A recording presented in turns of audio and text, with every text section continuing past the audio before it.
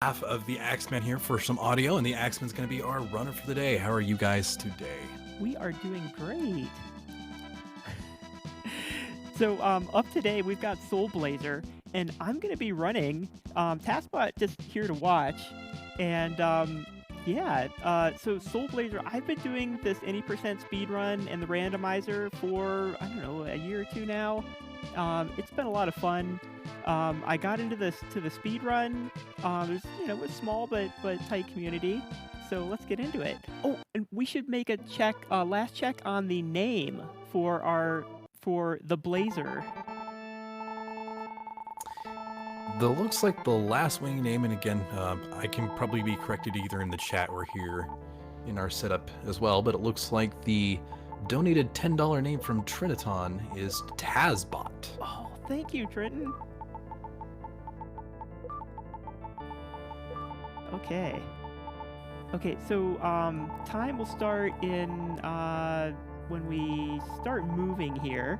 And so Soul Blazer is a game where we are a disciple of the master, and the world has been destroyed, and we're going to be the master says, go forth and my, I guess not his son, but his disciple, and you're going to be the one that goes save the world. Are we ready with the timer?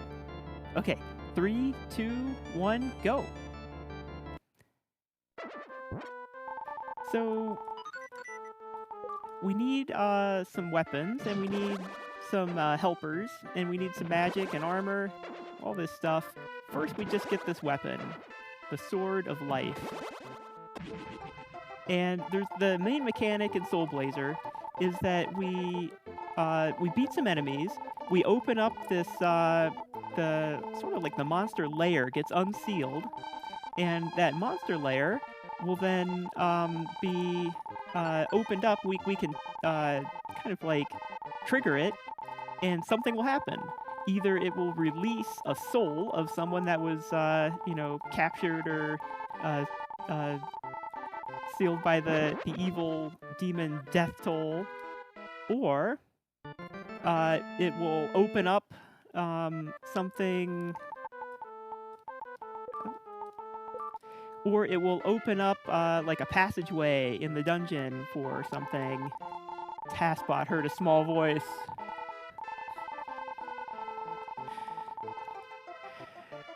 So if you're seeing Taskbot in the background here, he's got a new body that is pretty hype. Okay, so our basic, one of our kind of basic speedrun strats here is to beat the enemies more than one at a time. So we want to we want to beat 2 enemies. If there's 2 layers that are close to each other, we want to beat one at a time. And so the layers have there's different varieties of these layers.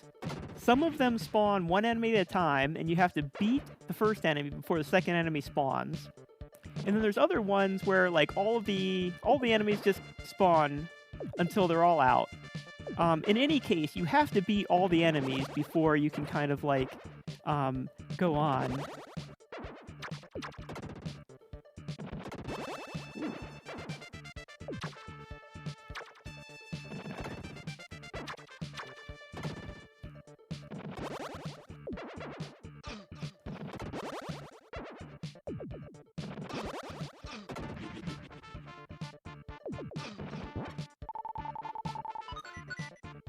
I think we're a little... So there's kind of a strat, when you saw two things happening at once, that's kind of a little strat there. We picked up the Dream Rod, which will be an item we use a few times. Kind of a neat mechanic. One of the other things we're seeing is just really going crazy, beating these enemies. Wrong way.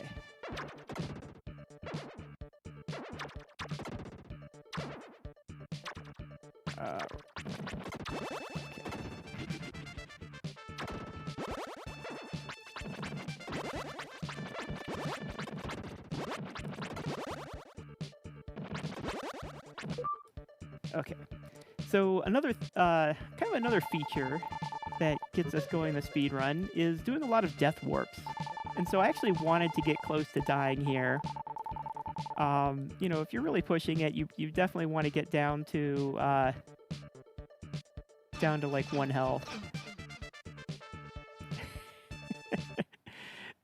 TaskBot is interested in a lot of games. I actually, so I did a run of this at a smaller event called Buckeye Speed Bash, and I had TaskBot with me, and he liked it so much he decided that you know that he'd watch me do it here. All right, so you can see in the basement, or so it's called the Underground Castle. I think it should be mining site. I played this in Japanese to kind of like get the translation differences, which is pretty cool. The Japanese version is called Soul Blader with a D instead of Blazer with a Z, but it's pretty much the same game. You know, like a lot of things, there's a few interesting little differences.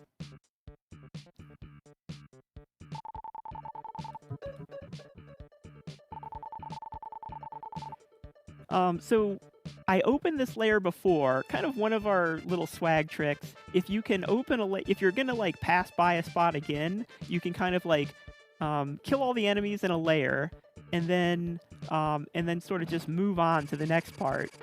And then when you come back like that, you can trigger it then. You save just a little bit of time because we were able to kind of like keep moving while the layer blows up.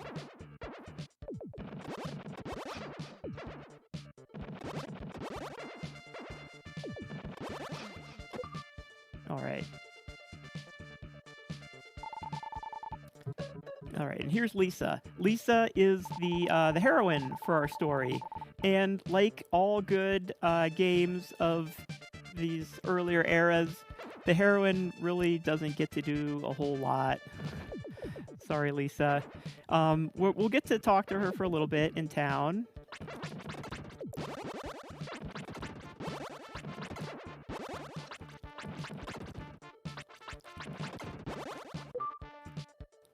Okay, so the magic, right now you've noticed I've got this magic spell that fires out this little fireball. And it's pretty useful because we can get enemies from a distance. You can see in some cases I'm able to kind of like use it to kind of capitalize more on that double killing where we spawn more enemies and we kind of kill 2 layers at once.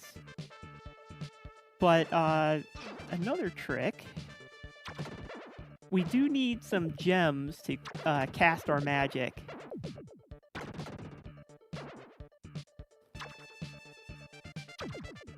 Oh, okay, we missed that guy, but that's okay. Like, we had a ton of gems at that point. So part of the speed run is getting enough gems to use your magic when you need it. Because there's some places where like it really helps. And our little fireball here only takes 4 gems. And it's still kind of like, in some cases, we still don't have enough to cast it as much as we'd like. But that time I had all the gems I needed, and I still missed my shots. So we take another death warp. There's a crystal there that could warp us back to town, but the death warp is still a little bit faster. Okay, so here's our dream rod. You put it on the girl's head, and we go in her dream. And so here's Lisa. Lisa is the daughter of the inventor, Dr. Leo. Okay, so quick lore dump on this game here. There was an inventor named Dr. Leo, and a greedy king kidnapped him and forced him to invent a machine that would summon a demon. I guess the Demon King's name is Death Toll. And so Dr. Leo created this machine because he was kidnapped. He was also his family was threatened, And so he made this machine to summon the demon, despite, knowing that it's sort of like not probably a good idea. And so when the king summons the demon, he makes a deal with the demon and says the deal is that he'll get a piece of gold for every soul. So every soul of anything in his kingdom. And, I guess it's like there's kind of this idea of like the sort of Shinto mythology where you've got, everything's got a soul. You've got birds and plants have souls too, right? So maybe 1 gold piece for the soul of a plant? I don't know. But it seems like a bad deal when, you realize that the whole world gets depopulated because everyone's souls have been traded.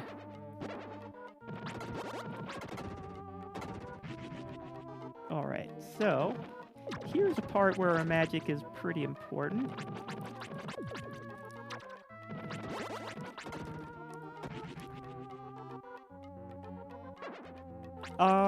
So Dr. Leo, he was also an artist. Like he's sort of like a Renaissance man, he created this. He's a genius inventor. He created all sorts of different things. And he's also a painter. He painted this portrait that has something to do with the world of evil.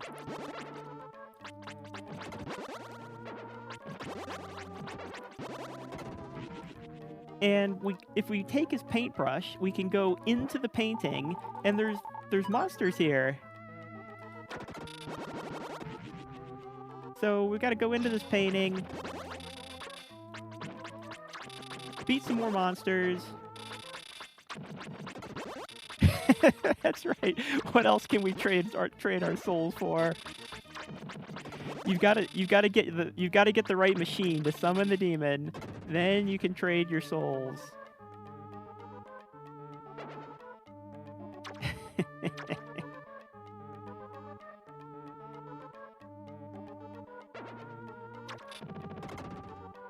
So there's all sorts of, the routing for this game is actually pretty complicated. There's a lot of things we have to think about. And I'm going to try and use my magic to kind of, get some extra DPS on these guys and kill them a little bit faster. Is now a good time to read off a couple donations? Maybe after this boss. Because we're just about to fight the first boss. He appears in some other NX Quintet games.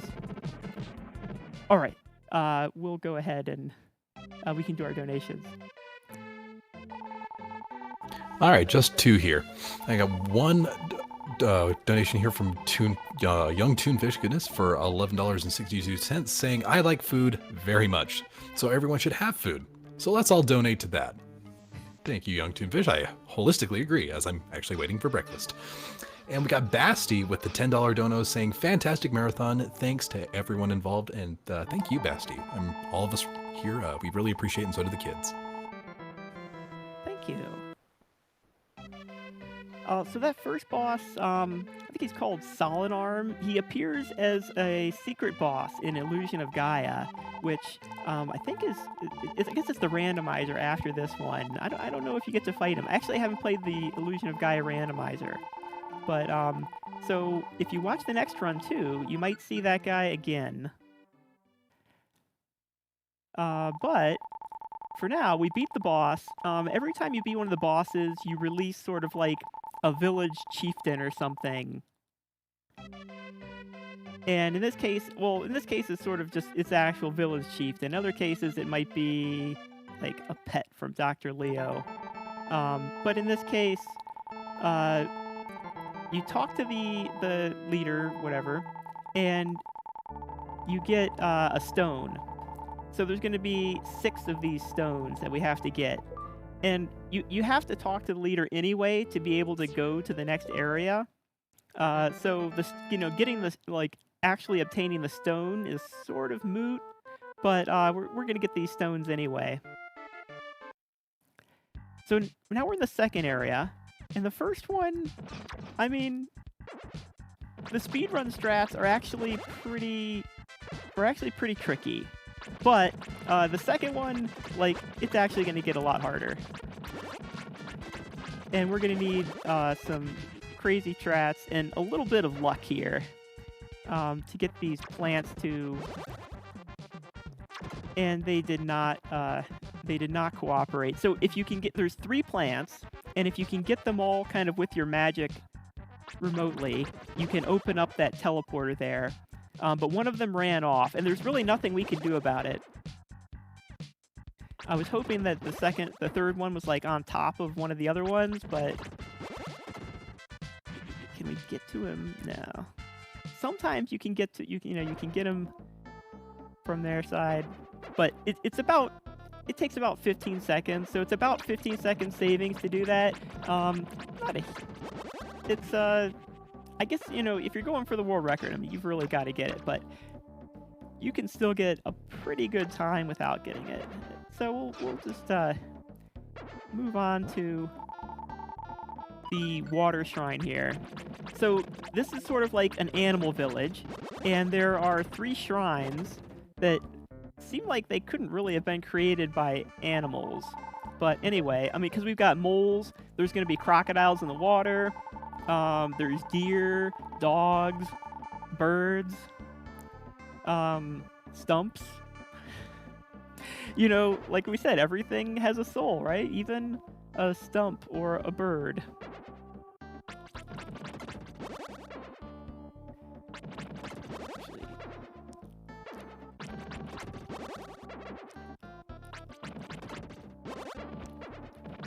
Okay, so in this case, we don't need to get that layer up there, but we're gonna get extra gems and extra experience from beating the enemies.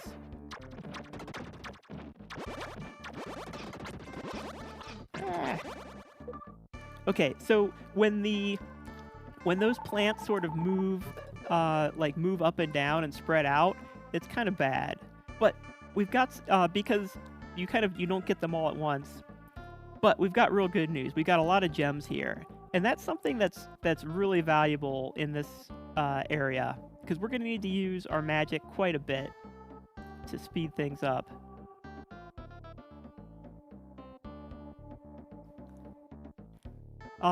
Okay, so first shrine, water shrine. We're almost at the end here. We're just we kind of go to the bottom and then we go out.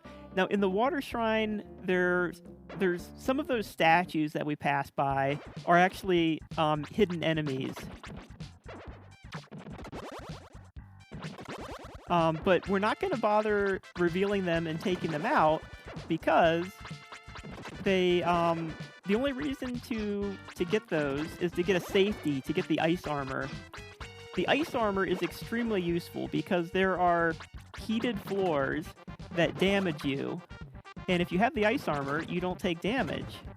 But well, we'll just see if we can get by without it, because we don't really. It takes a long time to get it, and we're in a speed run.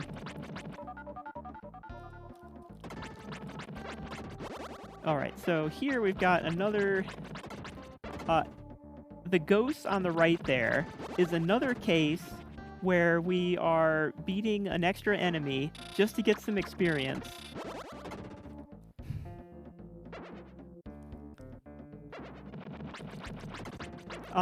So you can see most of the cases when we beat enemies, like, we have to beat them to kind of like open up our path, or we're releasing an NPC that's like strictly required. But there's other cases where there's enemies that are around that we can beat without kind of, while we're at it, while we're fighting these other ones, we might as well beat these other enemies and get some extra gems and experience.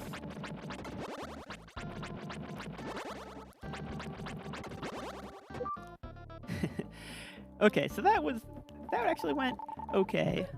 So then if those little lizards, so these disappearing lizards, they're really annoying. When they disappear, when they first spawn in, you can't hurt them. When they disappear, you can't hurt them. And they move randomly. So you don't know exactly which direction they're going. So kind of one of the trickier enemies to deal with.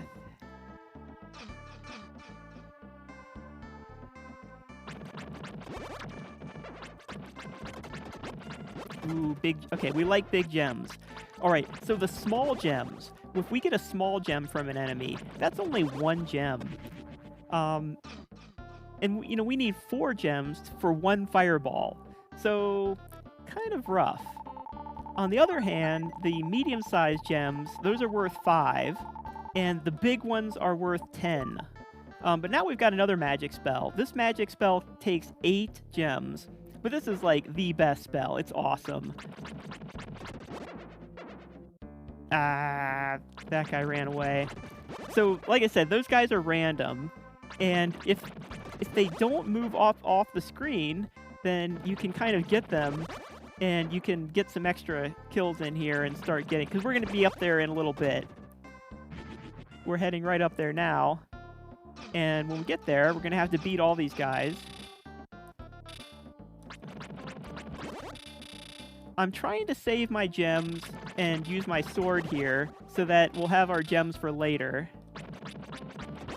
But if I could have got them remotely, like, that's a good deal. Now, we do have a medical herb. I used the medical herb before we had a medical herb. We used it on the boss.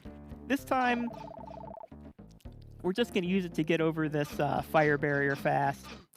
Yeah, this is not the Rando Queenie. This is the speed run.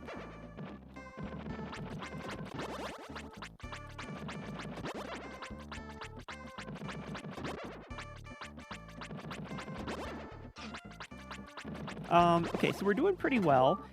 Sometimes, so, like, everything... It kind of, like, depends on just how small little variations can mean more or less time on the... can mean more or less time, like, walking on these fire sections, and that can do more damage. But if you know what you're doing, you can kind of get through. Now we've got a lot of gems. This is really good. I mean, part of it was those enemies back there, they ran off, and so I wasn't blowing off my magic to kill them earlier, which would have been nice, actually.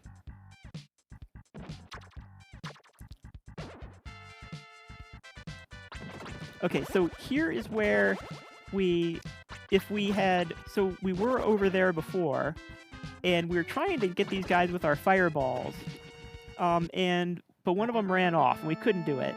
So you can see, if we would have been able to just walk right in that teleporter, it would have been pretty nice. But there's only 3 of them, so we're already past that. You have to tell the crocodile, yep, I'm going to walk over you. Hope you don't mind. And he's like, yeah. If you tell him no, he actually tells you, you wimp. And then you don't get to walk over him. So we're going to do some grave robbing here. I hope, apparently Turbo doesn't mind. I mean, he's telling us, you know, go ahead and let him. So the mole has his hole. We opened up a little passageway from that mole's hole.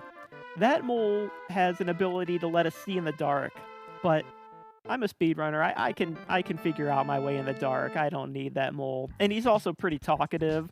And in the English version, the dialogue goes pretty slow. So we're going to save a lot of time. Actually, not a whole lot by not getting him, but we don't need him.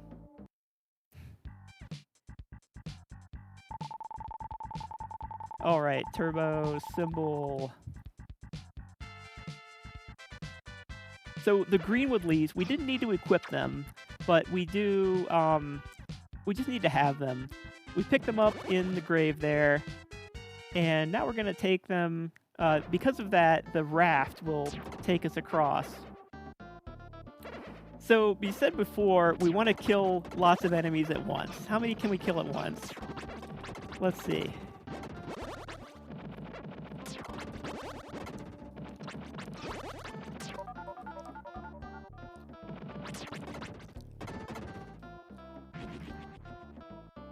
So we got all those layers all at once, making it pretty easy, well, pretty convenient, because now when we get to that point, we can just step on that layer. We've killed all the enemies.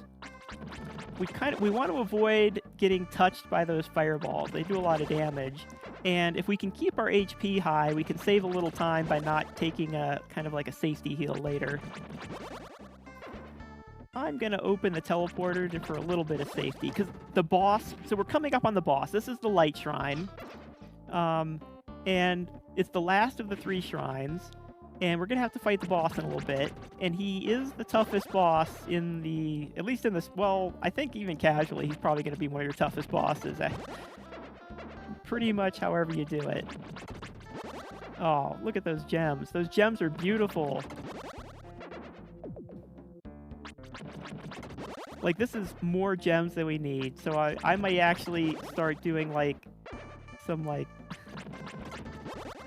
using extra magic to save time, just because I can. Ah.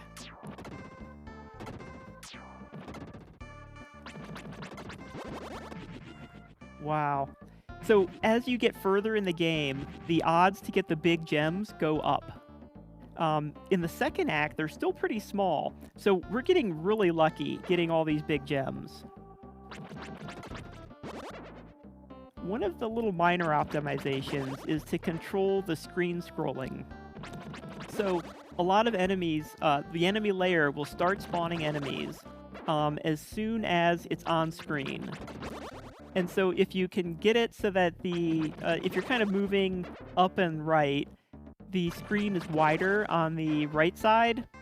So if you move up and then right, you can get the enemy to show up sooner.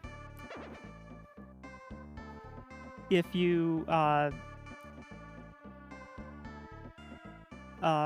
so, and then you kind of, you get them taken out faster. Oh, look at all these gems.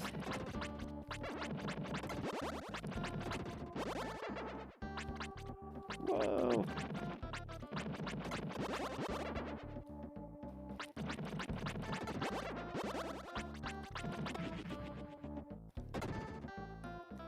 Okay, I don't know if I've ever had this many gems before. This is pretty awesome. I mean, we could just blow these off because we don't even need them. So I opened up the teleporter. We're not going to take a heal, despite going into the toughest boss. Let's see how I do. If I can find my way in here.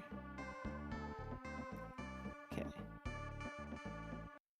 You have to know, there's like, the passageway is just complicated enough that it can be a little tricky.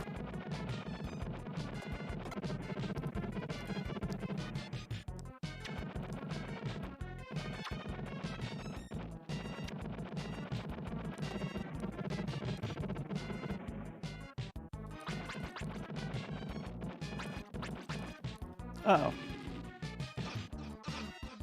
Now we're in trouble. Now we got no gems. Oh, I almost pulled it off too. I was so close. So I was gonna hopefully wait to the end and not die, and then say, oh yeah, if I had taken more than 1 or 2 hits, I would have died. But yeah, I was just off a little bit on my positioning. So most of the enemy's movements are based on your movement. And if you're just off a little bit, it goes sideways real fast. And so I was off by like half a step.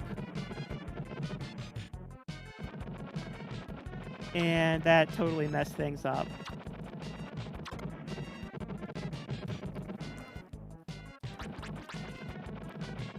And once you're kind of off on your pattern, like... So that's how it's supposed to look. Okay, and now we've lost all our gems, which is kind of bad, but we'll figure it out. There's the gems are really nice to have in the next area.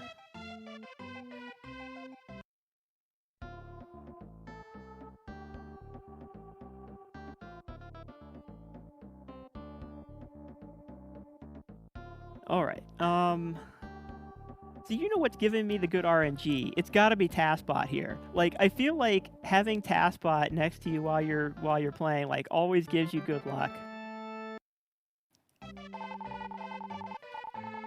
So we released the Guardian of the Woods from the boss, and the Guardian gives us the greenstone. I guess it was buried at his roots, so we just dig it up. It was there the whole time. Oh. See, I didn't mean to save.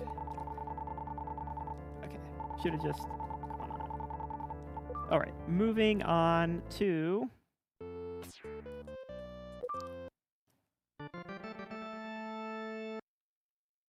So our next area is the Seabed of St. Elles. And St. Elles Seabed is it's underwater. Apparently the town area here with right now there's nothing. There's just a mermaid statue. But apparently that has air, but everything else does not. Well, in this island, there's some islands. And then there's underwater areas, but we need the bubble armor to go underwater.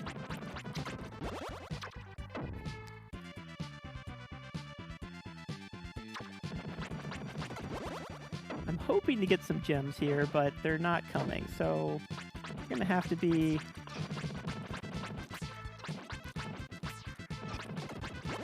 we're probably gonna die again. I should have practiced this sequence some more, but there's some tricks to get the enemies here.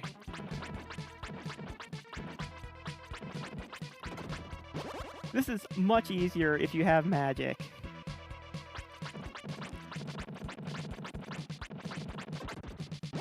Okay.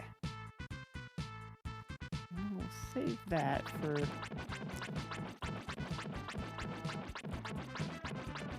Yeah... Okay.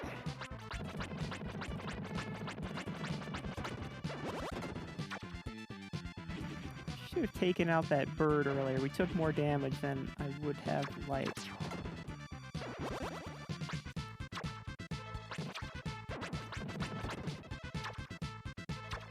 Maybe take a creative safety here. And pick up this medical herb so I don't die.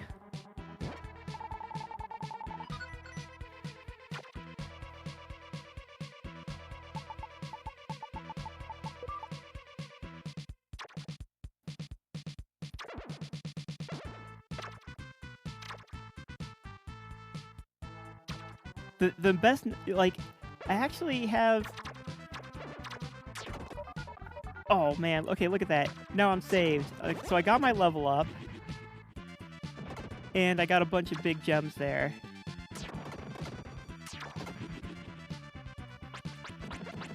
You need, like, enough gems to beat these guys fast. I would say maybe, like... I would want to have at least 50 coming into this island. Then you can cast your spell like 6 times, and you'll get some more gems as you beat the enemies, hopefully. If you have more than that, it's good. Oh, shoot. I forgot. I actually didn't take the extra... I got that extra medical herb, and then I equipped it and used it. That was stupid. Anyway, it's fine, though.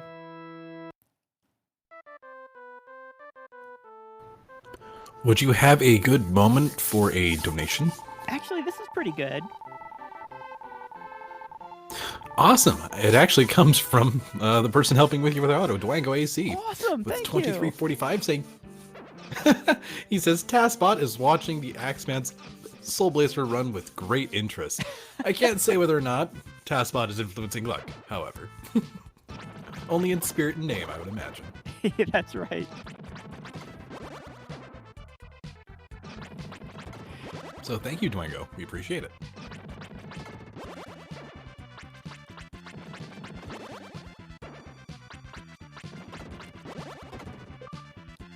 Okay, so we picked up the bubble armor. We got this this mermaid opened up sort of this path down to the sea, and we got the bubble armor, which lets us breathe underwater. You notice we went underwater and we took damage. I didn't use this bubble armor. That's because I just wanted to take some damage, get ready for this death warp.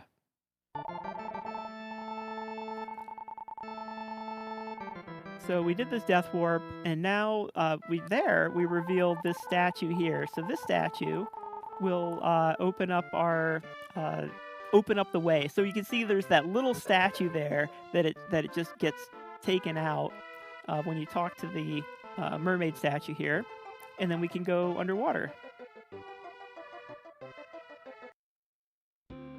Oh, okay. Now I need to equip it.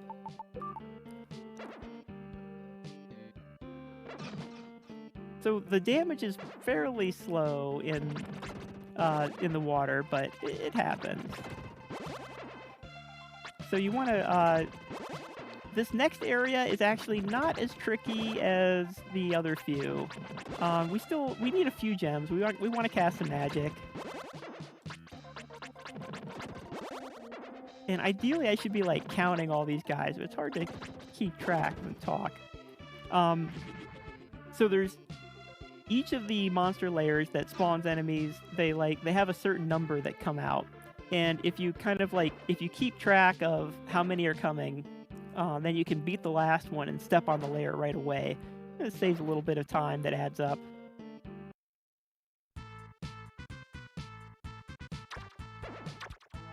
Okay, so this is Rockbird. It's a shore reef, and here it's kind of like just the next area we've got to go to unleash stuff. And you can see the power of these like special spots that are just where the enemies all go around you. Almost all of the enemies, their movement patterns and attack patterns are just based on how you move.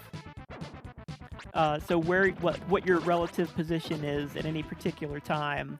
So we're going to be taking, we're kind of very careful to stay in certain positions at certain points. But there are enemies that just move totally randomly, and there's not much you can do.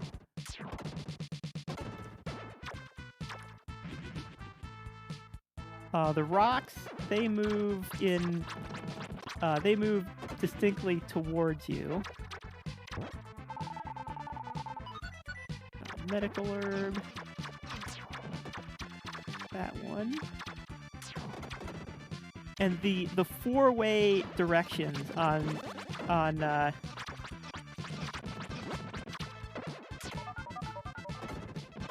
the four-way directions on the light arrow is one of its best features.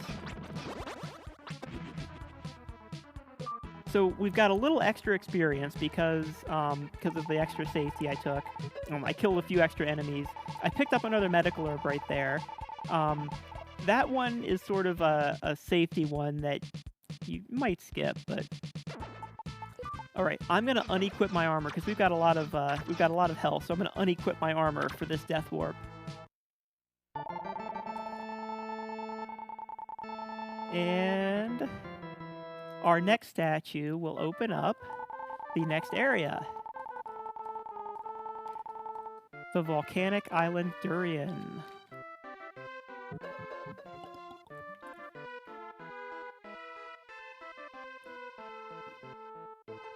Okay, so Volcanic Island Durian. This is where it's going to get really interesting. I'm going to make sure to equip my armor again, because we want as much health as we can get.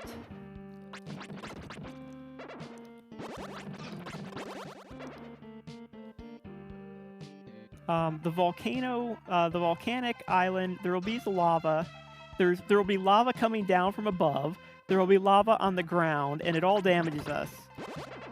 So yeah, it's going to be a lot of fun.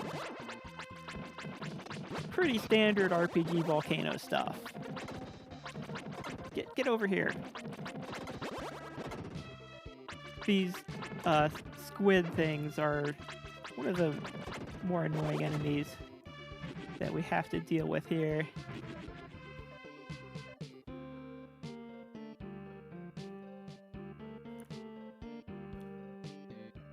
All right, so this is a little lower on health and gems than than would be nice, but we can make this work. I've got one of the things about this run is even if you're not in the randomizer, just the speed run has so many like little strats that you really have to be able to improvise on. You have to be able to adjust to kind of like having more or less gems at all sorts of different points. Like sometimes you get like the big gem drop and you want to, and it's a big advantage sometimes if you know how to use it. In this case, we're low on gems. We're also... So we need a lot of our health for... So any health missing is kind of bad. On the other hand, we've got these, like...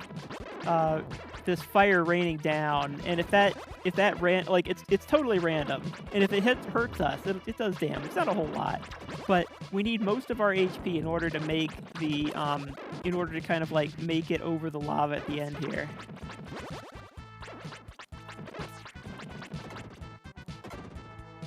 And we need okay, so we're really short on gems.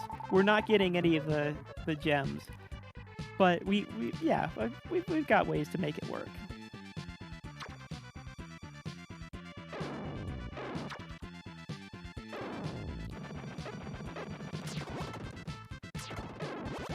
Still all small gems. So I've got a way to get around this if we don't have enough. But shoot. I'll take out this bird.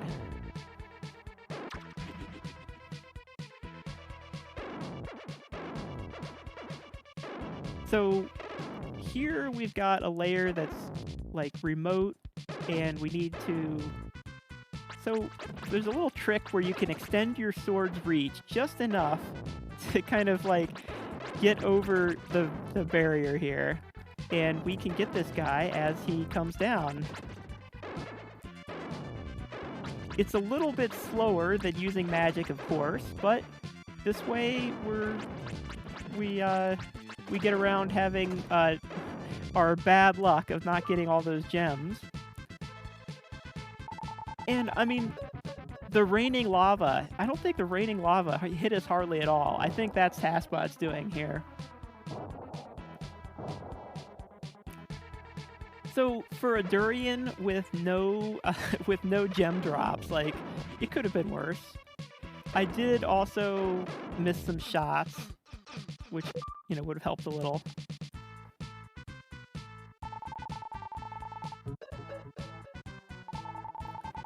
All right. Open the passage for you.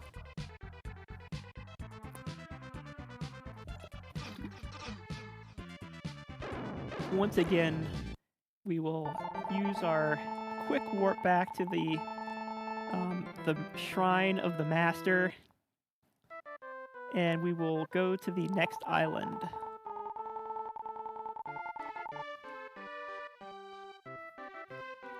The Island of Rain Blester. It's also the Island of Thunder, I guess.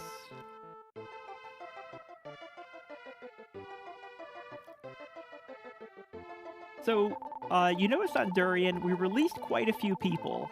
And that was to kind of open up this passageway here. We needed Lou, this dolphin, who apparently used to live with Dr. Leo.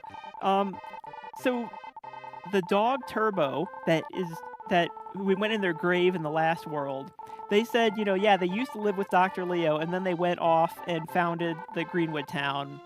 So I guess, Leo's dog ran away and then died. So he was so sad that he got into adopting exotic pets, and he had a dolphin. I mean, I'm not really sure what you have to do to have a pet dolphin, but I can't imagine it's a very easy pet to take care of, But anyway, yeah, so Dr. Leo, inventor, artist, and exotic pet fancier. Dolphin trainer?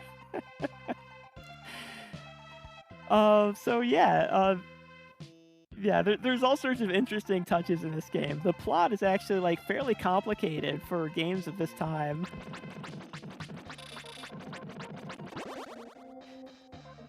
There's no it's been sort of like floated as a remake. I think a lot of people would like to see it, but I don't think that's gonna happen.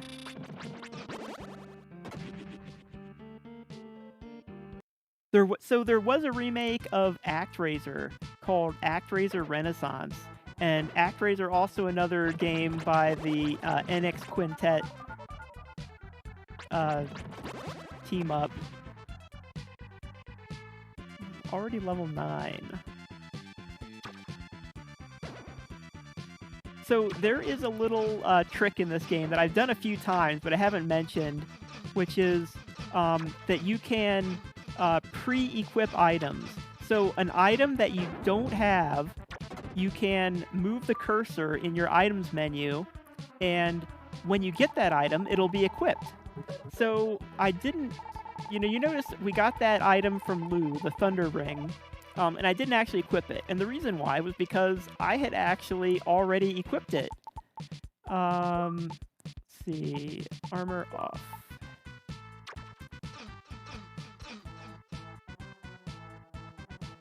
So I had already equipped it when I did something else. I think I went to and I took my armor on or off. So there's a few points where it saves time. You can do it on anything for swag if you want, but there are a few points where it actually saves time to do that and just save your. So we're gonna do it again. Okay. So we're going to pre-equip an item that we're going to get in a little bit here. We're almost done with this world. I think, so Act 3, this is the longest area. And we did pretty well for coming in. So I died on the boss 2, and so we didn't have any gems for the first part. And then we didn't get any gems on Durian. So we didn't have a particularly strong, fast time here, but it's going well enough. We didn't die.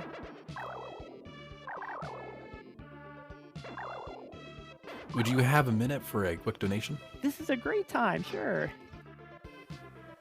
Perfect. We actually have an anonymous $10 donation saying, I never went hungry as a child. Thanks to my parents working their butts off. Thanks, Mom and Dad. So when I imagine a kid going hungry, it tears my heart out. Here's $10 and a wish and a prayer for no kid hungry. Thank you, Anonymous. Oh, thank you. So on the boss for this stage, we kind of get this little boss sequence for the ghost ship. And then there's this big skull.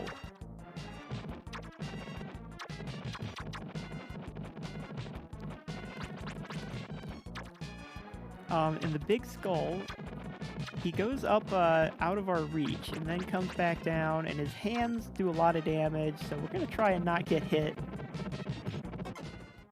And that is the 3rd level.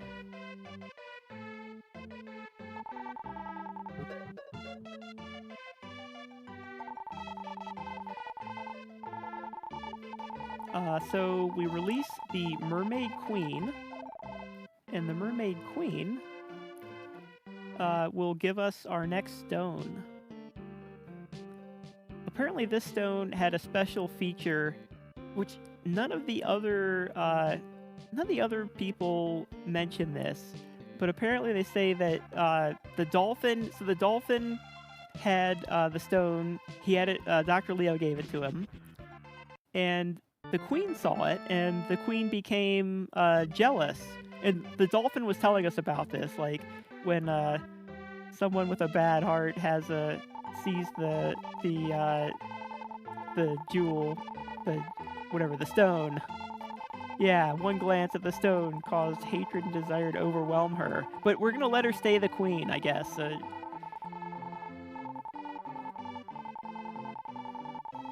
But there's actually so this was actually even bigger, I think, when I played in Japanese. There's like these kind of like really really like sweeping, profound statements.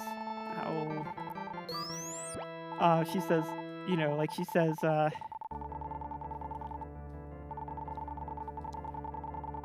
maybe because of our whatever, our hatred and desire, we created the monsters ourselves. Even though they had said before that there was death toll sealing the people or something like that. But anyway, yeah, and there's other things where they say things like there's a soul that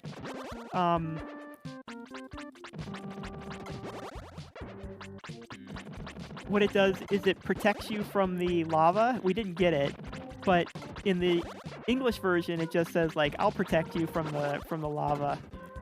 In the Japanese version it says something like, I can protect you from the lava, but I'm counting on you to like save everyone from the flames of hatred or something. Alright, so Act 4 is a snowy mountain.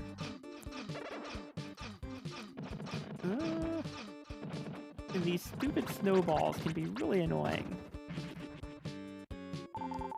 But luckily we've got some extra stuff, and we picked up a medical herb. If you get an herb out of a chest... armor. So if you get an herb out of a chest, it will...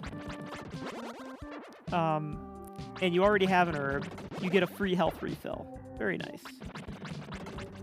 3, 4... Oh, I guess that was... Oh, my counts are off. I was planning on sort of like very smoothly getting the last one with my magic before going off, but...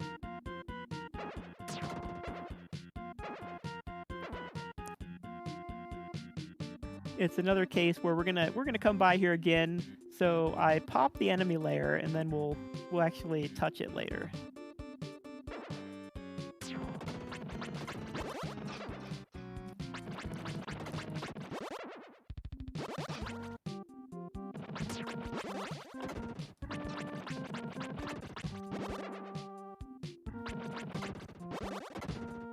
So in this act, we kind of we really want as many gems as we can get.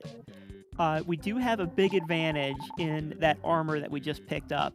So I think the defense is a little bit higher than the bubble armor, but it has a really nice extra ability, which is that our magic cost is cut in half.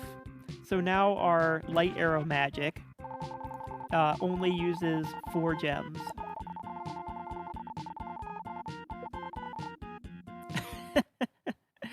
That's right. Yeah, they are pretty aggressive snowballs. Like, you don't roll the snowballs roll you.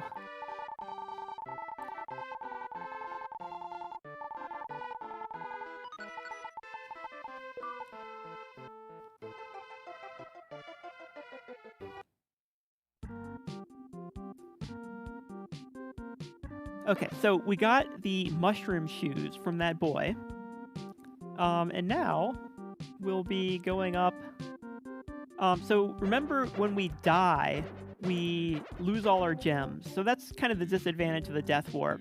In a lot of cases, we tap out our gems all the way, and so it's not a big deal to, you know, take that hit. But there's other cases where it's kind of nice to keep our gems right at that death warp. This case, we didn't die. We talked to the gem and teleported back to town, and so that took us back to town without having to give up our gems. So before we slid on that ice, we had to like slide around to get here. But now we've got the mushroom shoes. We can just walk on that ice as if it was regular ground.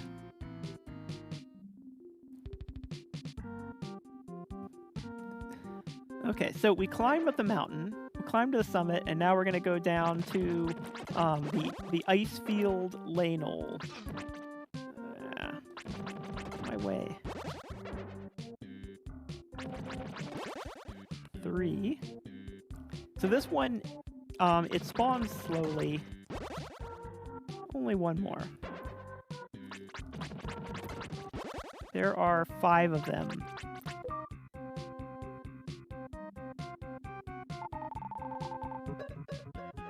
So the town in this area, or sort of like the townish area, it's sort of like a cave, a sequence of caves. And so when we need to release a bunch of NPCs to open up these caves.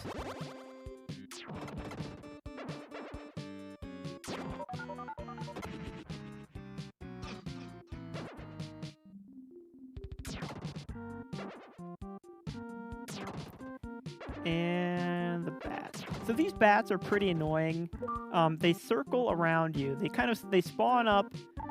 They always start flying to the north, but then they will just sort of start circling you, which is kind of annoying because we have a magic spell that goes, up, down, left, right. There's other magic spells that kind of like make a circle around you, and that's, a little more convenient. But we can make do.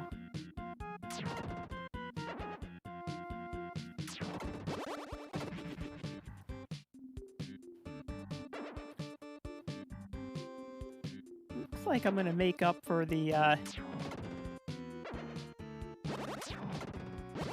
for my death earlier with a pretty good run here, hopefully, because we're doing pretty well here.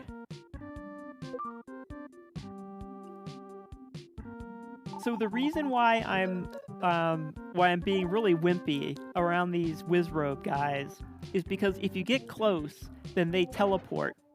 They teleport to a random place, and while they're teleporting, of course, you can't hit them. So we want to beat them before they teleport, which means staying away and using our magic. Oh man, wonderful gems. Once again, it can only be thanks to TASBot.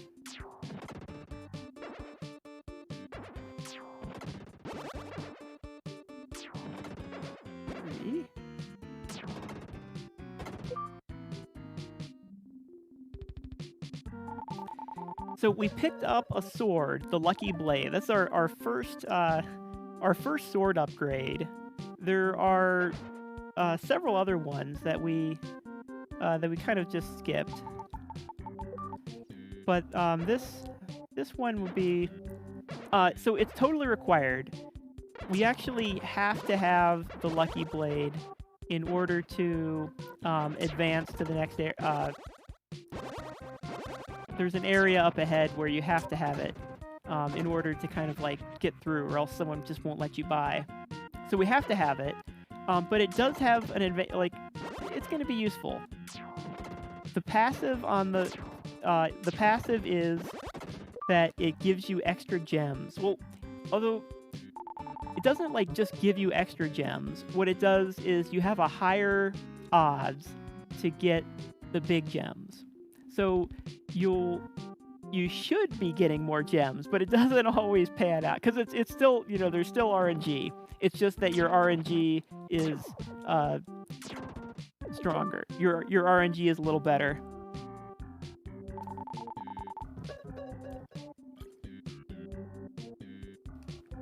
So that grandpa there, he will not let you buy unless you have the Lucky Blade. And we need to go through there to reach the boss of this area.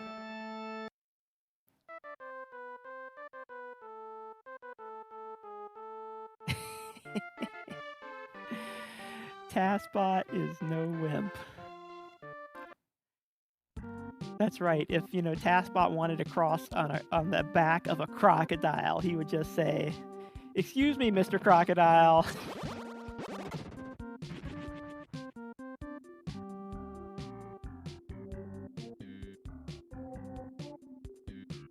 Okay, so this is the last area. It's described as an underground lake loon. I guess this first part says it's a passageway to loon.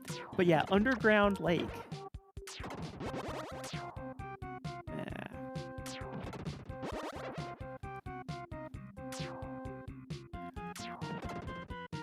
We got one more.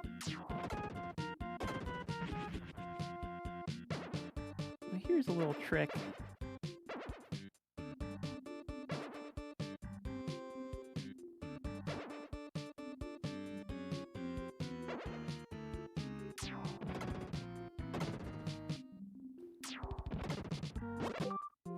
Hoping to get some more gems, but so by letting all those guys spawn in at once, we save a little time from having to kind of wait for one to spawn in and then the other one. That's just gonna let us get through here a little faster. Only saves a few seconds, but a lot of these all these little second savings add up.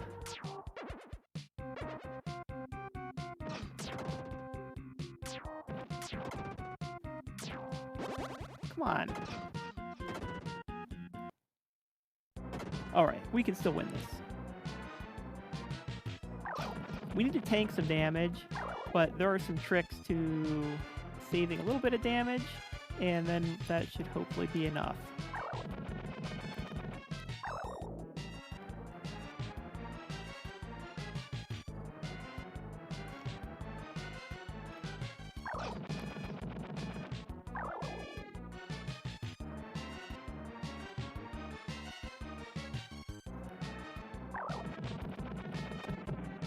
All right.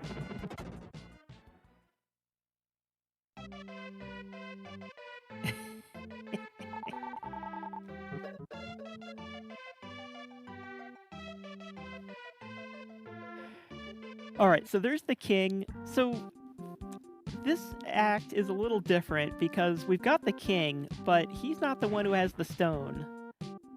The one who has our stone is another pet of Dr. Leo's. It is a snail. And we actually released the snail, but well, I guess we could go on to the next act right now. But we don't want to because we've got a couple important NPCs to release. And they are two grandmas. So I guess plot-wise in this area, there's an explanation that the mountain spirits, they have shortened lifespans, and so within like a year they become old. So like there's like lots of old people, and so we need to release 2 more grandmas.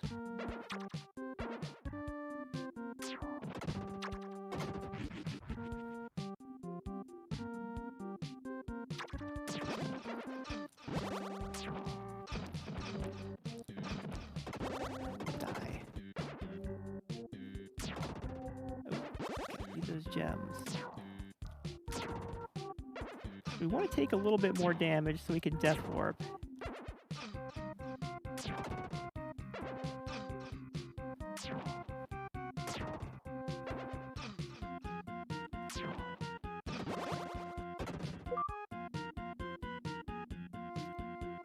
Okay, so here we go. These grandmas they'll become important later. We need them.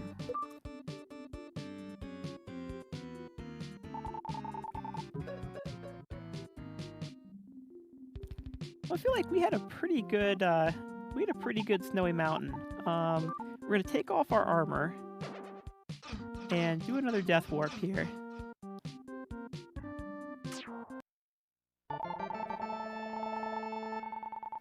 So yeah, these grandmas, they're very special grandmas. We'll see why they're so special. Actually, it'll be almost at the end of the run here. So remember those grandmas because we'll be coming back for them. We don't actually need to talk to the king right now, but we will have to talk to him later. For now, we just need to talk to Gnome the snail. So Gnome tells us that he was given a stone by Dr. Leo and told to run. And apparently the snail was able to run fast enough that he was able to escape the evil empire and get out here. So, if the snail can run that fast, then, there's some fast moving snails in this game. And he was another pet of Dr. Leo. I don't know if anyone's big on, I guess you can keep a snail as a pet. You know. A task snail.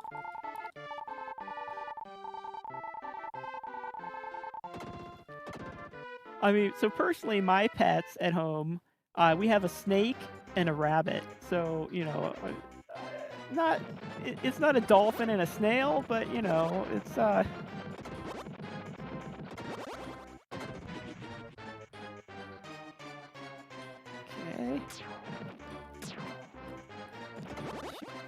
Die. Okay.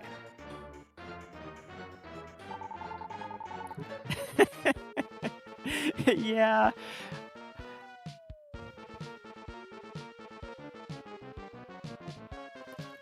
I guess that's it. Yeah, he crawled in his shell, so the shell rolled. He rolled away in his shell. That's probably how the snail runs away, huh? Okay, armor on, weapon Zantetsu. Okay, so this is gonna be. Not only is the music hype here, but the action is also pretty hype. We've got one of the more interesting sections in this run. We got a so we got a new sword. Our new sword can we need this special sword in order to beat metal enemies. It's called the Zantetsu sword, and you know, if you know Japanese, Zantetsu is like metal slash. So we've got like this metal slasher sword. But the problem is we can't actually swing it. All we can do is poke with it. So all these enemies, we have to just poke with them. And here's where it gets really interesting, because we have these mice. They move really fast, but we can't swing our sword. All we can do is poke them. But that's going to be good enough. Because because of speedrun. Well, so we got some we've got some tricks here. One of them is that the mice, he kind of like he goes a little slower on corn. Like he kind of like he has like a very brief pause on a corner. And so you can kind of get some extra damage there. So here we've got, this is the hardest one. Like, if this mouse gets away, he goes kind of way, because you can see they follow the corners. They follow, like, the edge of the wall. If that one gets away, he goes all the way back around. Like, you're not going to see him for a while. So you can kind of get a safety if you, when you touch a monster layer and release something, it actually, the cutscene resets other monster layers. And so you will lose, it can be bad, of course, if you're trying to beat 2 monster layers and then you unlock one and then it resets the other one. Now you've got to beat all the monsters again. So you've noticed that I kind of like, I clear out all the monster layers instead of leaving, you know, just a few.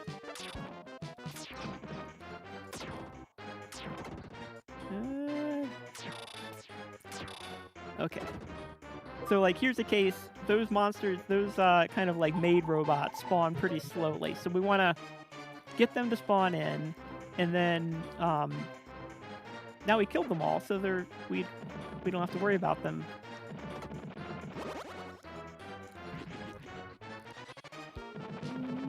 Okay, you die. You die.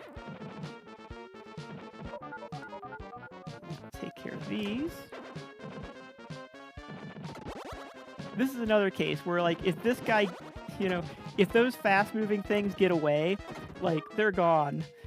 It's going to be a while before they come back. And you can, so I can go in this one to kind of, like, you know, trigger a cutscene that will kind of restart their spawning sequence, but it's annoying. Ah, die.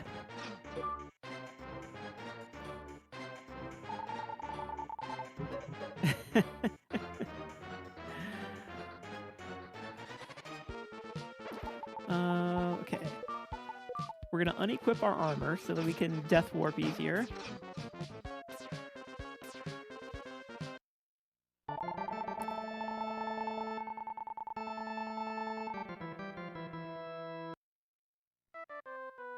All right. Now, equip our armor again. I'm gonna equip the lucky blade that we had earlier, because in this next section we're not going to be fighting metal enemies that need that Zantetsu. And there's a. So I guess I should go back up, and the reason why we weren't able to swing the Zantetsu sword is because there are level requirements for all of the weapons.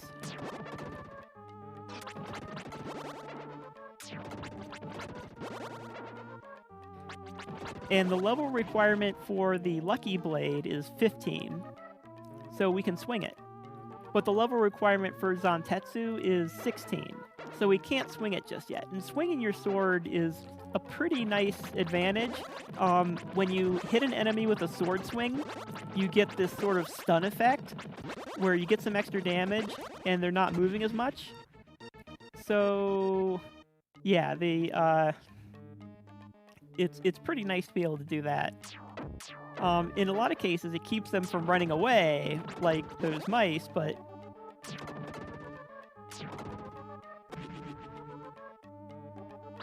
so if you were able to swing our sword, like, those mice would have been a lot easier.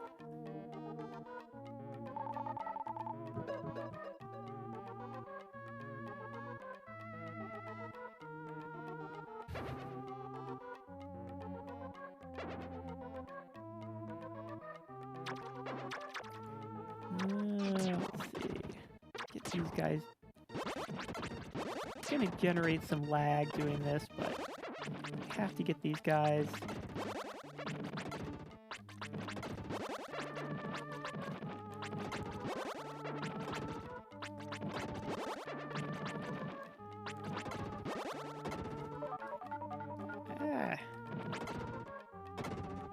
Okay, so we wanted to make sure we got all of those knights down there before we trigger this layer, otherwise they would all be back. So the whole point of this model town was just to unlock the next model town.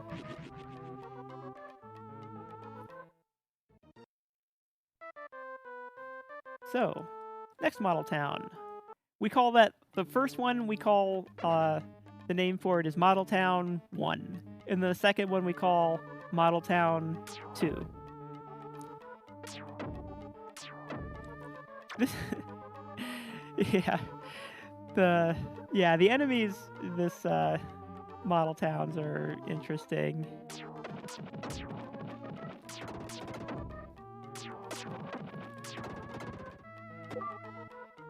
So there's invisible enemies here, and I just kind of have to know where they are. They don't. So those enemies don't move, which makes it easier. But there's a bunch of them, and luckily the direction. I just kind of have to remember a couple spots to hit with my arrows, and then all the directions hit them. In this case, we did the death warp. But we didn't even bother unequipping our armor because those enemies hit so hard. Those other invisible enemies, the invisible enemies hit particularly hard. Luckily, they're they're not like right in your way. And this last area is the power plant. And we're going to equip our Zantetsu sword back because we need it for some metal enemies. And in fact, the boss is metal. You can't touch it without Zantetsu.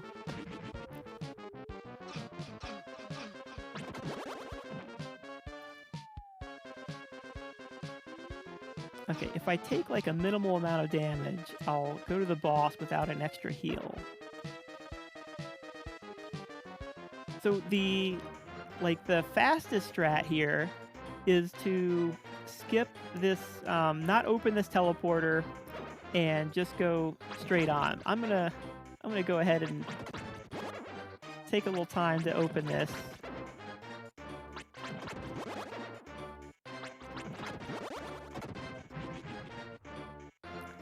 But we won't actually take the heal, and we'll just hope we've got enough. Trenton, welcome! I'm glad you could make it. Okay, Tyndall. This boss is kind of annoying.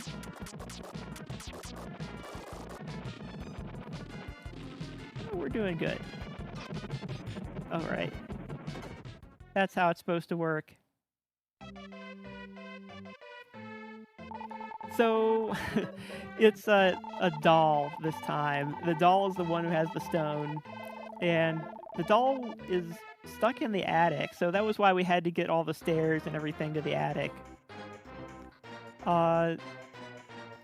The doll, I guess it's Lisa's doll, and so that's why she's so important. Something like that.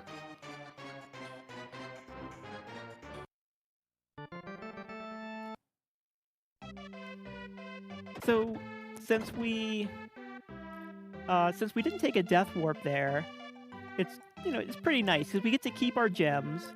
We get some extra gems going into the next world, and we didn't unequip our armor, so we'll have our armor equipped. We don't have to like go to the menu again.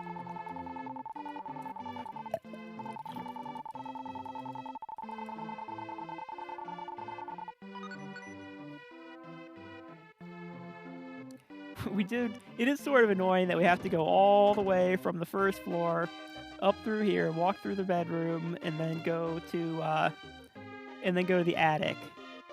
But that's where the doll gets stuck. So we have to go all the way there. All right, TaskBot. Time for the 6th area. So this is the castle. This is the castle of King Magrid, the king who kidnapped Dr. Leo and summoned Death Toll and made all this. And, yeah, I guess, so, we're on a mission from God, and God specifically told us, or the Master, excuse me, in the U.S. version, and the Master specifically told us that the humans are stupid. They made a machine and summoned a demon, but we're gonna forgive them, so go ahead and do it. So I guess, no matter how stupid this king is, we're gonna forgive him. Oh, and we're gonna use a really swag glitch here.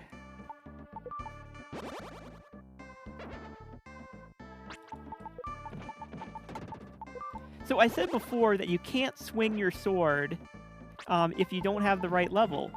But it turns out that you can swing another sword and then switch to the sword that you couldn't swing, that you're not on a high enough level for, and then you effectively are swinging it. But once you're finished that swing, you can't swing it again. Well, you can reset that counter by...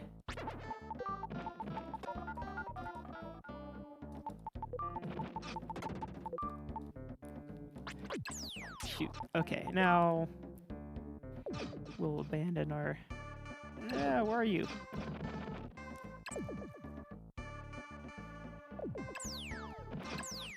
Come on. Okay. You do 100% need Phoenix. I don't... there's no way to hurt Death Toll without it. He doesn't take damage from your magic, and your sword swings can't reach it.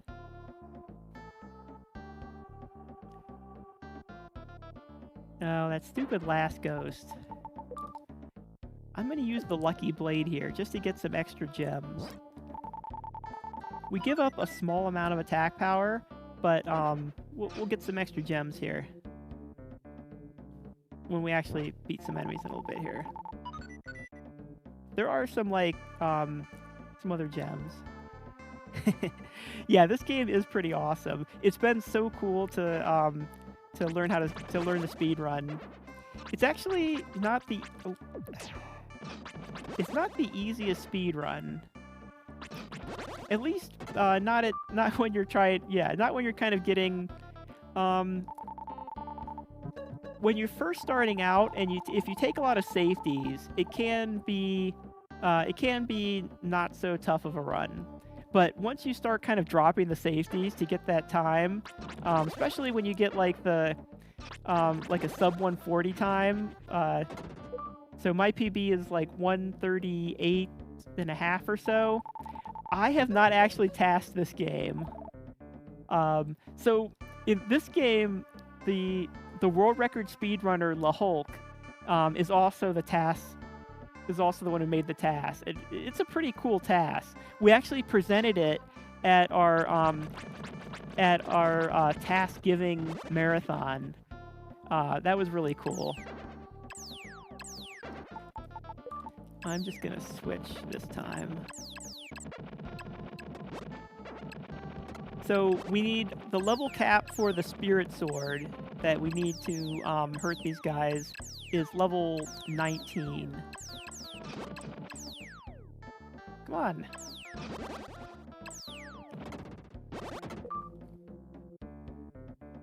Okay, so yeah, the ghosts are another big RNG one. I mean, I think they move in a predictable pattern, but they disappear and reappear in a non-predictable pattern, which is kind of sad. Wait. Okay, get me. Come on. So, remember how we always lose our gems when we death warp? This time, we equipped a consumable item called the Strange Bottle. And I don't know what's up with this bottle, but for some reason, when you have the Strange Bottle equipped and you die, everything is the same except you don't lose your gems. So we get to keep this nice slug of gems, but also warp back to our town. And we released a few people. One of them, we released a soldier to open up that tower. We've got the singer here, and we've got another soldier down there. The singer is missing his harp string, so we've got to get this harp string. The singer, his song is about he met a girl that was named something like Lisa. And, let's see, platinum card.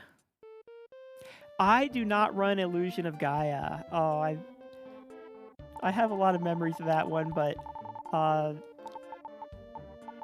know there's also a pretty good there's a pretty good set of runners for that.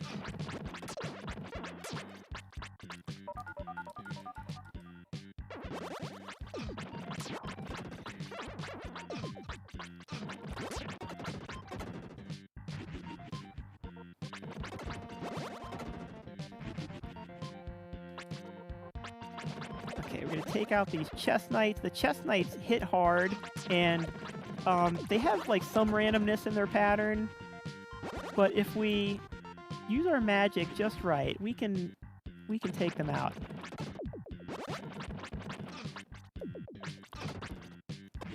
Okay. This is a fairly tough area, because the speedrun strat is pretty aggressive, and it's pretty easy to die if it goes wrong. But if you get the level ups at the right time, it helps. You've probably noticed that when you run, when you get a level up, you get all of your health back, and that is like pretty big for the speedrun route. You really are counting on that at certain points. Okay, so we've got 60 gems. So before when we had the magic armor, the magic armor was giving us half cost for magic, but now we're not using that. We picked up the light armor. It was a pickup that we didn't.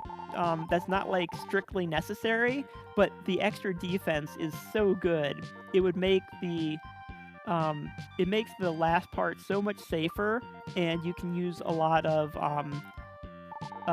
like tanking strats that are pretty nice.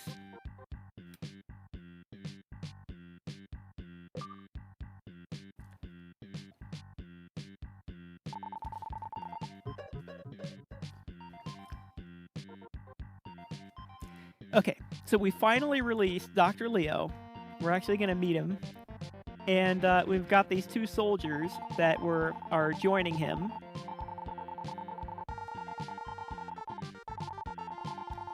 And the gem is reminding us that there's secret passageways. Well, you probably noticed that some of the chests that I picked up in the basement earlier were invisible, and they didn't show up until I actually picked them up. There's only a few of them, but yeah. If you have the right soul, you can see them. And the queen here, we didn't even have to we didn't have to give her anything. We just have to tell her she's pretty. So there's, you know, an important important lesson. Always tell the girl she's pretty. And, you know, she'll slip something in your pocket. In this case, it's a key card that, I guess just like a pass card to let us in the castle here.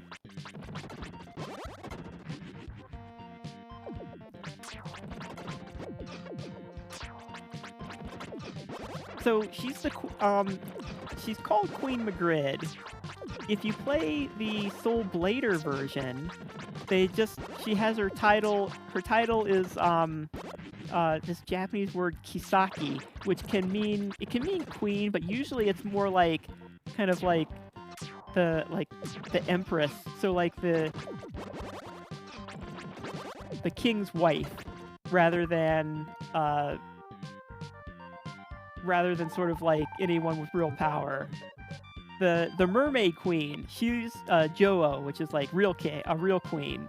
But this queen, she's sort of like, you can think of her more as like the kind of like the main consort of the queen or something, or the main consort for the king or something like that. And so it kind of like paints this picture of like this country where you've got more like a lot of internal things going on that maybe they couldn't fit in the game.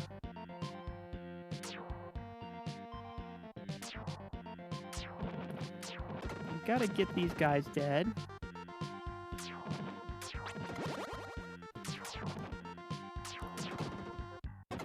Okay, I'm gonna take a heal here.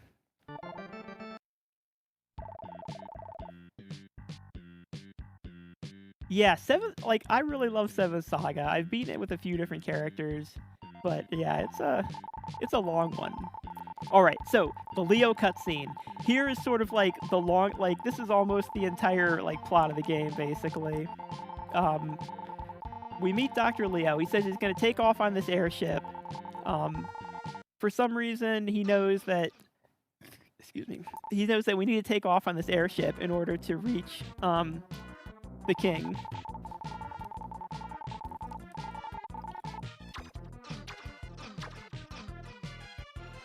And suddenly the queen comes in, and Queen Magrid says, "Oh, you took everything."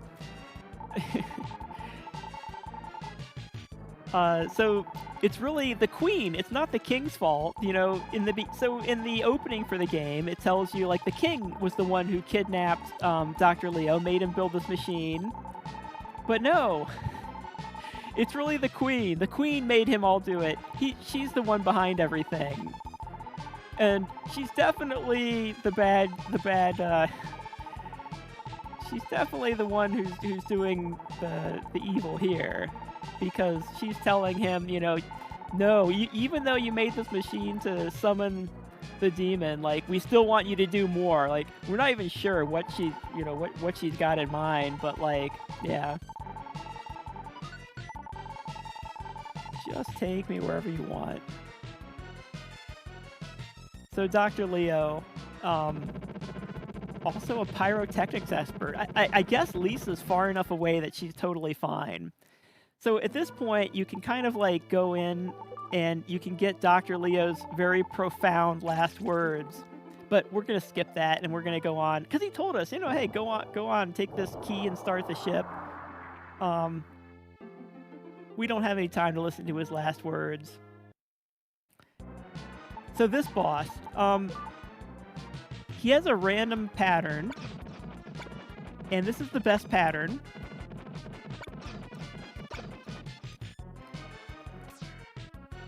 That is not the best pattern. We call that the dive.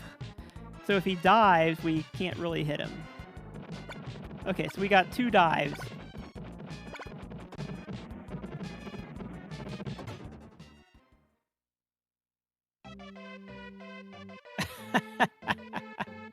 You know, I think I've had like over, you know, I've definitely had over like 10 or so dives. It can get pretty bad.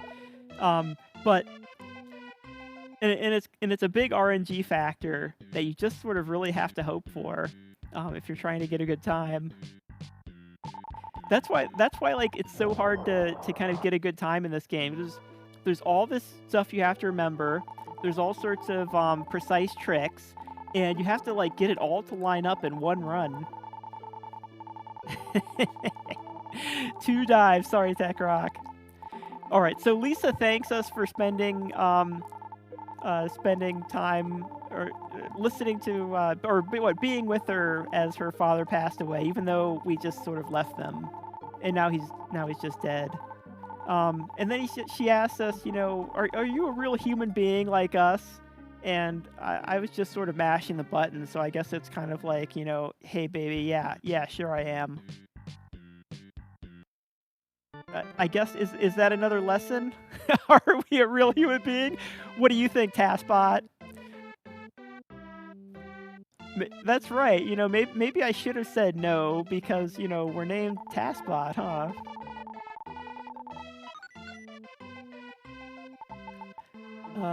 Okay. We're gonna... So, on the spot is the super bracelet. It says it's the invulnerable bracelet, but it's actually a super bracelet. Yeah, I should have thought about that. So the king says just because he thought it would impress the queen. It was just to impress the queen. That was why he did it all. It's all her fault. So we're just gonna let him stay on the throne. I mean, because it's just the queen's fault, right? So he gets to stay around, you know? I see. So Dwango is a normal human being, just like you and just like you and me, huh?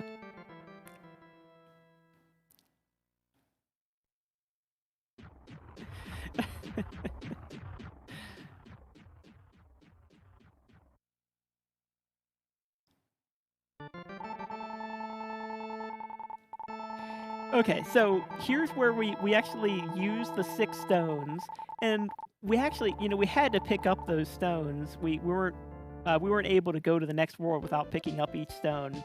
So we use the stones. That opens up the world of evil. And in the world of evil, we need to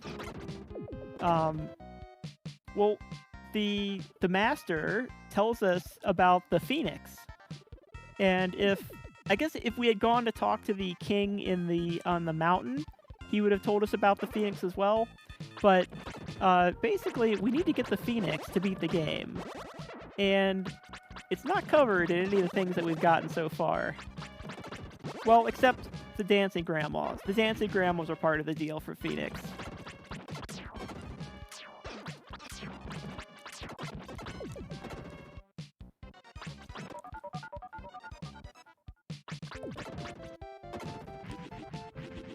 So we're gonna do, so, you know, that strat where I kind of like get up and I'm still taking a bunch of hits, like that's actually wimpy compared to the world record strats.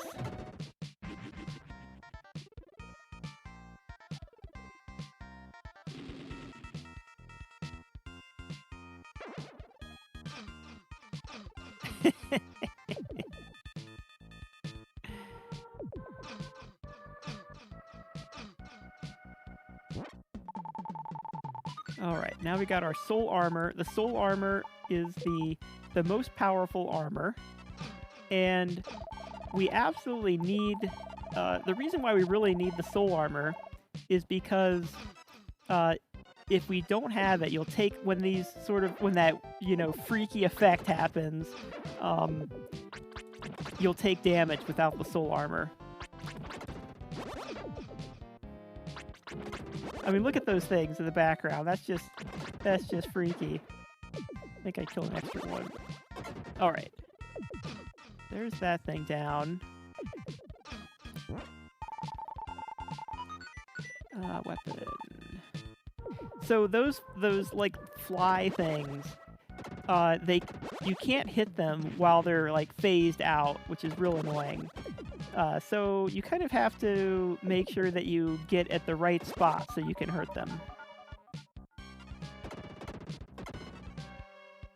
And now we need to do some grinding. The reason we need to grind is because we need level 24 to beat the game.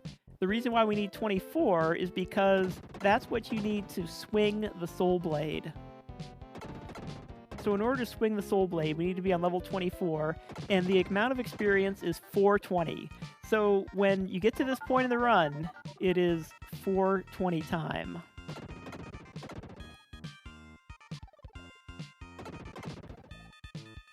So on our path to 420, we've actually, we're not going to grind all the way up to it, but the, let's see. We're going to stop a little bit short because we've got more to go just at the end here. Yeah, you know, I mean, you've got this trippy world with, like, the fire and those ghosts in the background, and, like, yeah, and then you go up to 420. So, you know, I don't know what the developers of this game were thinking, but, like...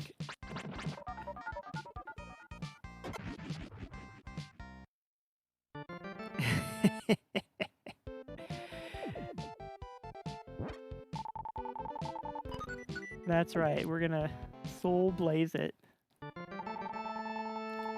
So that was our first red hot item. We need to collect these other red hot items, and in order to do that, we actually have to go back to some places that we were already at.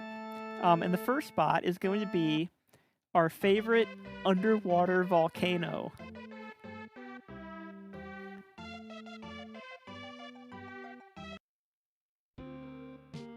And we've still got the soul armor equipped. So the soul armor, the description says it lets you walk in space. I guess it means like the dazzling space that has those freaky, you know, things appearing. But apparently it doesn't let you walk underwater. So we're still taking damage from being underwater. That's totally fine because once we get this thing here, we're gonna be taking a death warp. So I'm going to take as much damage as I can. But just as we're walking through.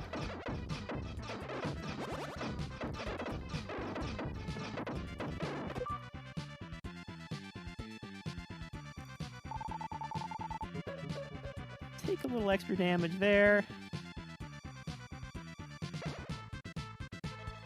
And now we're going to step on this.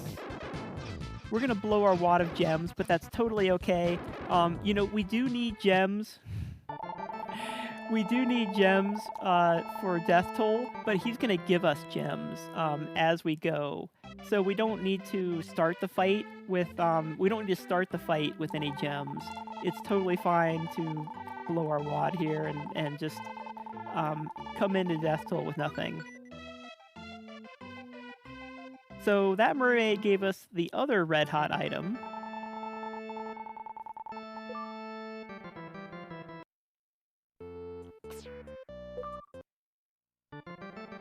The interesting cultural note on the red hot items is that they are a reference to a Shinto concept, the Imperial Regalia of Japan. I bet you didn't see that coming. Because the red hot items are, so you've got the so we got the stick, the ball, and the mirror. But the Japanese imperial items are the mirror, a sword, and a jewel. But in Japanese, it's more like a staff instead of a stick. Thank you. We're almost done here. We've got our this bird here. I like to think of this bird as the red hot bird because he's going to give us a red hot item. So you can beat those enemies with the spirit sword, the same sword that we need to beat the ghosts. but we've got the Soul Blade. The Soul Blade kills everything. So we're able to do that. We couldn't beat the so those metal Donkey Kongs on the volcano. Those were metal enemies. So we could have beat them with Zantetsu, but of course we didn't have it the first time we went to the volcano. So we're just gonna do all this going back all at once. So we'll get our red hot one, our red hot mirror. And now it's time for everyone's favorite sequence. So I remember we got those grandmas. I said, you know, remember those grandmas because they're going to come up later. And these grandmas are known as the dancing grandmas. So part of this ceremony that gives us the most powerful spell. So not only does it give us the most powerful spell, it also reveals the final boss.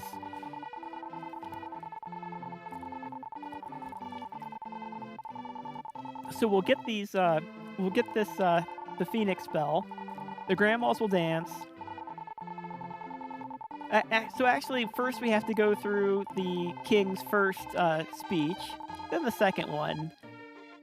Now the grandmas actually dance. So everyone should rise and dance. I didn't pull my thing here. Oh. Oh, no, I totally pulled it. Other side.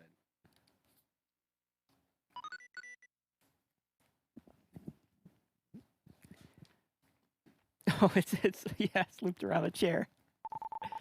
All right.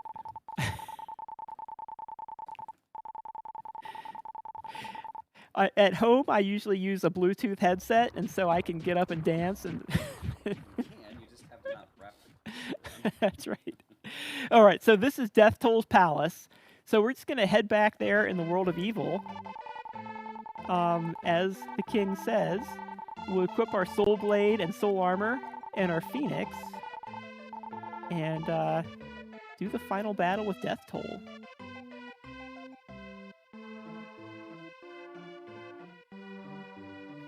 And time will be when when he explodes.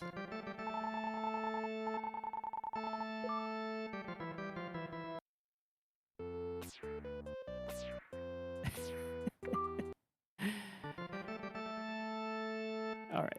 Let's make sure we go to the right place here. We've got our Soul Blade. We've got our Soul Armor. We've got the Super Bracelet. All of these are gonna... The Super Bracelet makes this fight, you know, a lot safer, of course. Death Toll's gonna mention something about reincarnation. You know, a lot of people in this game mention reincarnation. They kind of, you know, the religion in this game, whatever the master's, you know, religion is, it's a pretty interesting blend of different things. Okay, so this is Death Toll. And we've got to run around, beat these fires, and if we're unlucky, the fires will sprout up on different sides of the screen, and we'll have to run back and forth, which is kind of annoying and like that.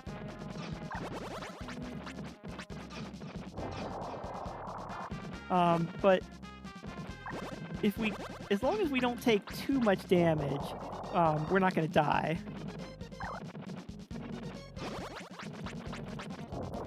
But we need to keep getting these gems here, and then hitting him with the Phoenix, and that will get him get this run finished.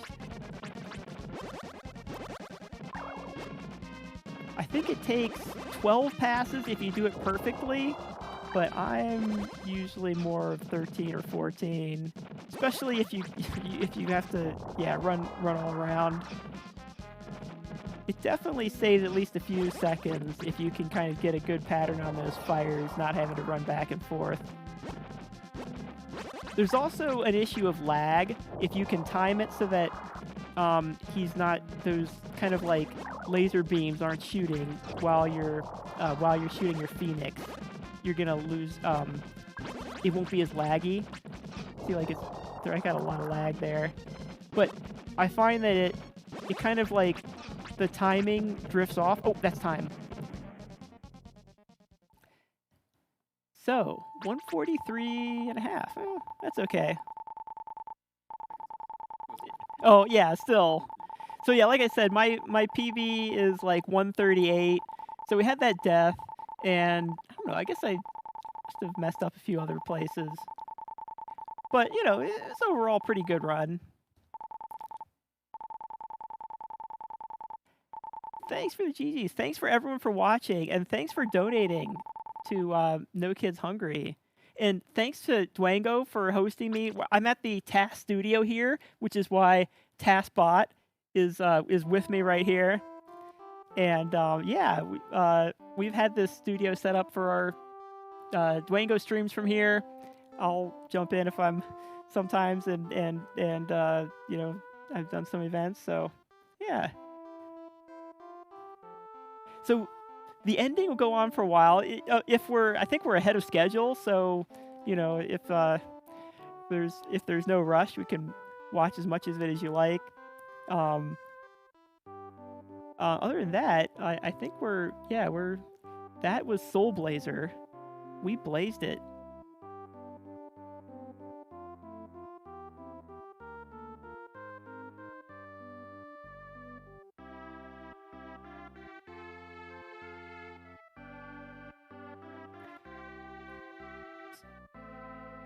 Okay, yeah, sure.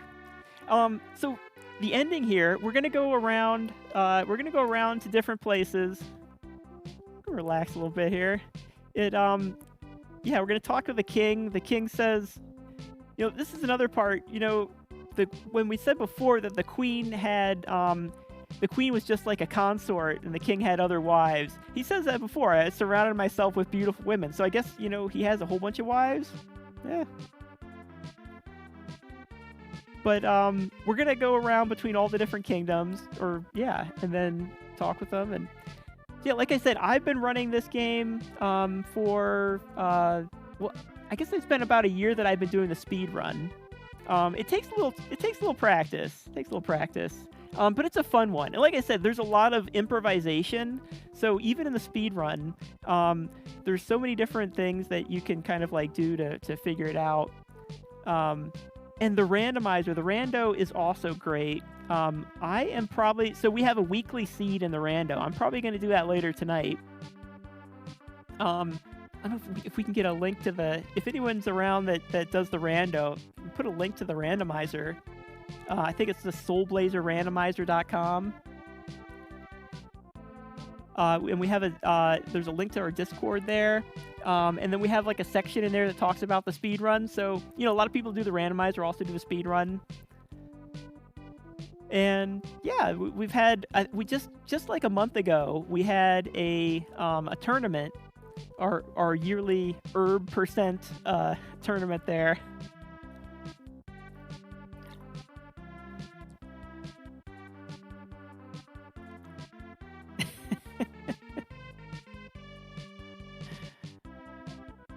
Oh, thanks.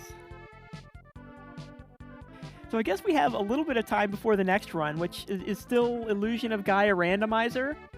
And I have not actually seen that randomizer. I bet it's going to be pretty cool. And it's by the same... so Illusion of Gaia is kind of like a spiritual sequel to Soul Blazer. There's a lot of the same sort of things. It's got like the Phoenix. It's got some of the bosses. Pretty neat. Dr. Leo's, yeah. All the sorts of things about Dr. Leo. What else do we see? This run, the randomizer. So the randomizer is pretty cool. The randomizer is so cool because you get to see a lot of other things that you wouldn't get in the game. You know, we had that magic. The light arrow that we got in the second world is like the best magic. But if you're playing the randomizer, you might get other magic and, you know, get used to other magics. Yeah, and you get to different combinations of enemies and multi-spawning statues. Yeah, there's a lot of fun stuff in the randomizer. I highly recommend it. And yes, that Rando Blazer. So that's the site for. I think that's a site for the randomizer. There might be another one that has the weekly, but I think if you go to that one, Rando Blazer, there should be a link for the randomizer Discord.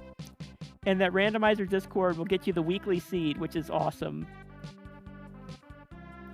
There's still a bunch of us doing the weekly seed every week. And yeah, you can compare it. Awesome. Okay, so it looks like we're ready to move on. So I will sign off. Thanks again for having me and showing Soul Blazer. And thanks for, and Taskbot says thanks as well. Goodbye.